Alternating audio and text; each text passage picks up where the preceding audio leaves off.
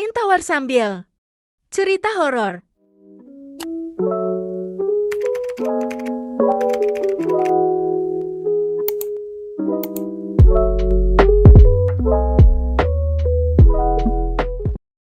Lukiskan tentang sebuah kisah.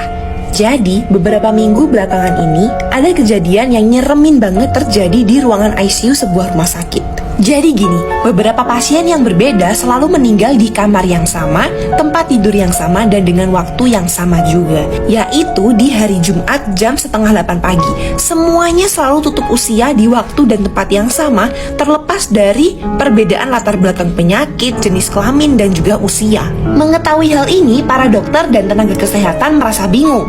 Tak sedikit juga penghuni rumah sakit menganggap hal ini ada nih hubungannya dengan hal-hal mistis.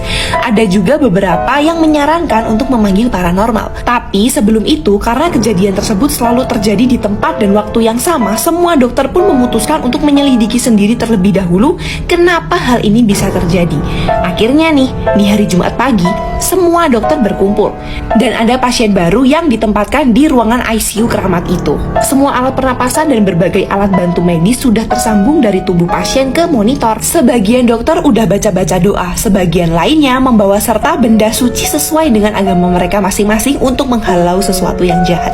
Waktu tuh berjalan terasa lama banget. Jam 7 pagi belum ada sesuatu yang janggal. Jam 7 lebih 15 menit juga belum ada apa-apa kecuali ada beberapa dokter yang udah mulai merinding. Jam setengah 8 kurang 1 menit mereka semua mulai tegang dan merinding banget. Nah akhirnya tepat jam setengah 8 mereka melihat pintu ICU dibuka perlahan dan masuklah Mas Parman, seorang cleaning service part-time di hari Jumat. Dia kemudian dengan santai mencabut semua kabel alat bantu pernapasan pasien dan mengganti colokannya ke penyedot debu. Terus apa? Dia mulai ngebersihin ruangan dengan santai. Ya elah mas. Jadi gue mau ceritain salah satu mall di Jakarta yang gue yakin kalian udah pernah kesana. Tapi ternyata parkirannya itu tuh angker. Wow. Pasti kita pernah kesana. Pasti banget Moy. Gimana tuh? Nah itu dia gue ceritain ya. Oke. Jadi kenapa gue tahu kalau mall itu angker parkirannya? Karena jadi waktu itu sekeluarga temen gue, mereka tuh lagi nonton Midnight di mall itu. Nah abis itu pasti itu kan pulangnya tengah malam dong. Dan posisi parkiran pasti sepi kan. Nah di situ tuh mereka sekeluarga udah turun ke basement. Pas turun jadi mobil mereka kan sendirian kan. Pas mobil mereka sendirian, adeknya itu tuh ngelihat, adeknya temen gue ini ngelihat kalau di jok mobil belakang mereka ada sesuatu yang warna hitam gitu. Terus akhirnya ada yang ngomong lah ke keluarganya itu apa, tapi keluarganya tuh bilang enggak itu bukan apa-apa kok, nggak ada, kita nggak lihat apa-apa gitu.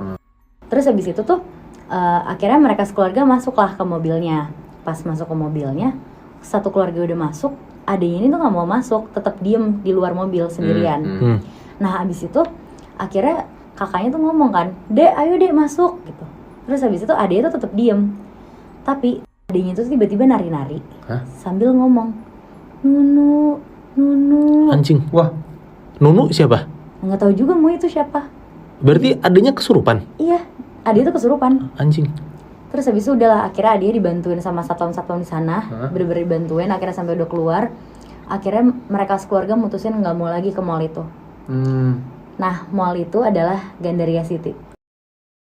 Kejadian ini sekitar tahun 2014. Ada seorang perempuan, kita sebut aja namanya Mela. Mela umur 21 tahun dan baru dapat kerja jadi anak magang di kantor itu. Jadi kantornya itu tuh berbentuk rumah tingkat, tapi bangunannya agak tua. Kayak kantor-kantor rumah sewa gitu, Moebi. Kebayangkan? Iya. Nah, hari pertama Mela masuk ke kantor itu, Mela seneng banget karena dia kan masih kuliah ya. Jadi bener-bener baru pertama kali ngerasain kerja beneran. Walaupun ya emang cuma magang sih. Pas dia masuk, dia ketemu sama HRD-nya. Ngobrol-ngobrol, tanda tangan kontrak, dan langsung dikasih tahu ruangan kerjanya tuh di lantai 2. Jadi Mela ini tuh posisinya di sini jadi copywriter. Dia seruangan sama anak-anak magang lainnya. Terus sekitar jam 12 pas lagi makan siang, Mela makan di luar sama anak-anak magang lainnya. Namanya Novi sama Rizky.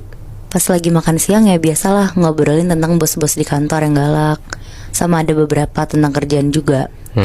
Tapi tiba-tiba obrolannya tuh berubah jadi kayak Novi. Oke segitu dulu. Ya bebe.